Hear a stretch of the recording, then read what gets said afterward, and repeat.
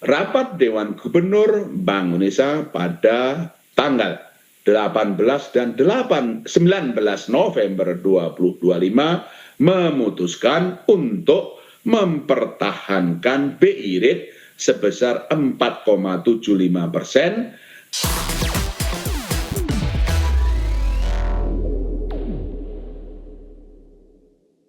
Bank Indonesia masih mempertahankan suku bunga acuan di level 4,75% pada November 2025.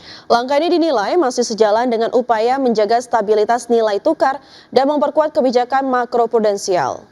Gubernur Bank Indonesia Peri Warjio menegaskan penahanan suku bunga 4,74% ini merupakan langkah strategis untuk menjaga stabilitas nilai tukar rupiah di tengah meningkatnya ketidakpastian global. Peri mengungkapkan bahwa kebijakan tersebut juga bertujuan menarik aliran investasi portofolio asing sekaligus memastikan efektivitas transmisi pelonggaran kebijakan moneter dan makroprudensial yang telah ditempuh sebelumnya. Selain kebijakan moneter, Bank Indonesia turut memperkuat pelonggaran makroprudensial melalui peningkatan efektivitas penyaluran likuiditas kepada perbankan guna mendorong ekspansi kredit ke sektor prioritas. Kedepan, Bank Indonesia terus mengkaji ruang penurunan suku bunga dengan mempertimbangkan proyeksi inflasi 2025 sampai 2026 yang berada pada kisaran 2,5% plus minus 1%. Rapat Dewan Gubernur Bank Indonesia pada tanggal 18 dan 19 November 2025 memutuskan untuk mempertahankan BI rate sebesar 4,75%. Demikian juga suku bunga deposit facility tetap sebesar 3,75% dan suku bunga lending facility tetap sebesar 5,5%. Pemirsa, Indonesia hadir dalam The First Future Investment and Trade Partnership Ministerial Meeting di Singapura. Pertemuan tingkat Menteri Perekonomian menjadi forum perdana yang mempertemukan negara-negara mitra untuk merumuskan strategi bersama dalam menghadapi dinamika perdagangan global. Menteri Koordinator Bidang Perekonomian Erlangga Hartarto mewakili Indonesia hadir dalam forum The First Future Investment and Trade Partnership Ministerial Meeting di Singapura. Forum yang dibentuk 2 bulan lalu ini bertujuan memperkuat arus perdagangan dan investasi melalui prinsip keterbukaan, ketahanan, dan inovasi. Dalam forum ini, Indonesia menegaskan komitmen untuk memperkuat perdagangan internasional, memperdalam integrasi rantai pasok, serta mempercepat transformasi digital. Melalui forum internasional tersebut, Indonesia menegaskan perannya dalam mendorong transformasi ekonomi regional dan global. Sementara itu, Future Investment and Trade atau FIT merupakan platform kolaboratif yang penting dalam memperkuat koordinasi lintas negara, terutama dalam memetakan risiko, menyempurnakan regulasi, dan menciptakan stabilitas. Pada kesempatan yang sama, Menko Erlangga juga melakukan pertemuan bilateral dengan Minister for Trade and Industry Singapura, Gan Kim Yong. Pertemuan bilateral ini untuk membahas penguatan kerjasama ekonomi, integrasi kawasan, dan peluang kolaborasi strategis di tengah dinamika perdagangan global dan ekonomi digital. Selain itu, pertemuan ini menegaskan komitmen kedua negara untuk terus mempererat kemitraan strategis, di mana Indonesia dan Singapura sepakat untuk membuka arsitektur ekonomi digital di kawasan melalui prinsip-prinsip pasar perdagangan digital yang lebih komprehensif. Dari Jakarta, Adex Channel.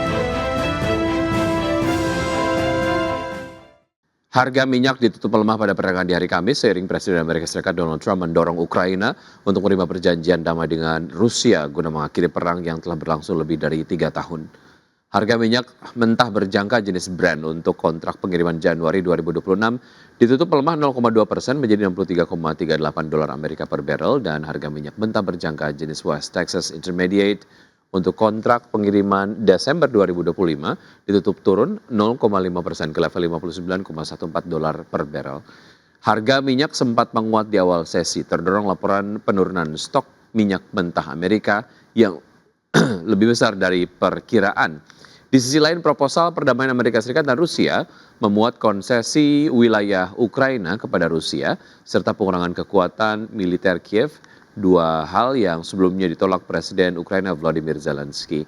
Namun pada hari Kamis, Zelensky menyatakan akan mempelajari proposal tersebut dan berkonsultasi dengan Amerika Serikat mengenai rencana ini.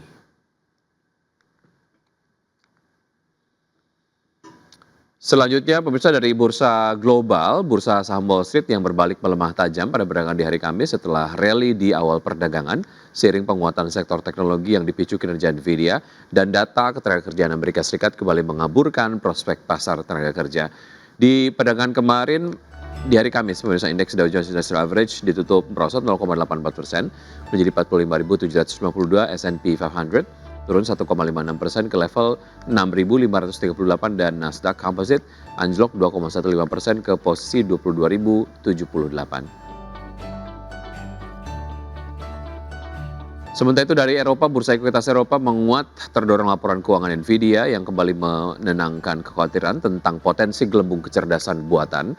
Namun sebagian kenaikan terpangkas menjelang akhir sesi karena ketidakpastian terkait dengan arah kebijakan moneter Amerika Serikat.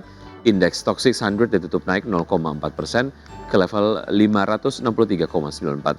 DAX Jerman menguat 0,5% ke posisi 23.278, FTSE 100 Inggris meningkat 0,21% ke posisi 9.527.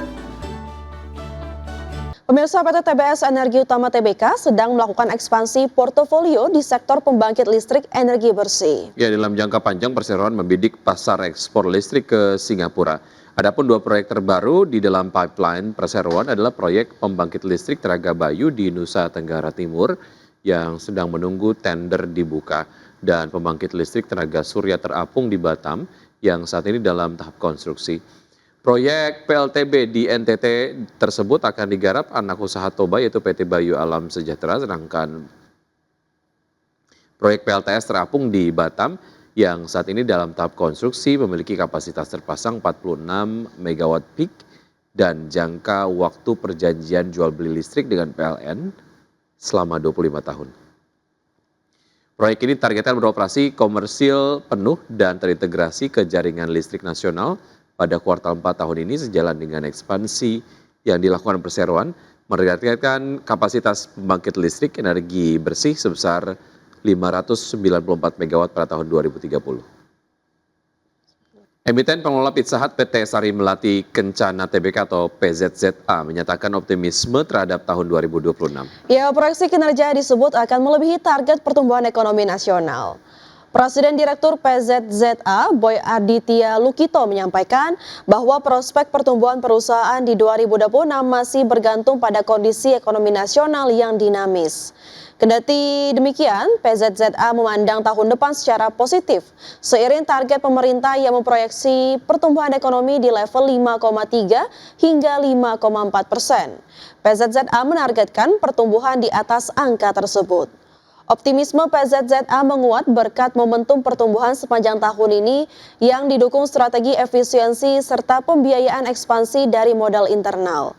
Perusahaan menegaskan seluruh penghematan operasional akan kembali direinvestasikan untuk memperkuat aset perusahaan. Saat ini PZZA mengoperasikan hampir 600 gerai di 36 provinsi. PZZA fokus melanjutkan program renovasi gerai sebagai strategi utama ekspansi setelah sempat tertunda pada masa pandemi. Program renovasi kembali digencarkan sejak 2023 dengan progres yang terus meningkat hingga 2025. Pada 2026, perusahaan menargetkan renovasi yang lebih agresif agar mendorong kenyamanan konsumen dan meningkatkan kunjungan.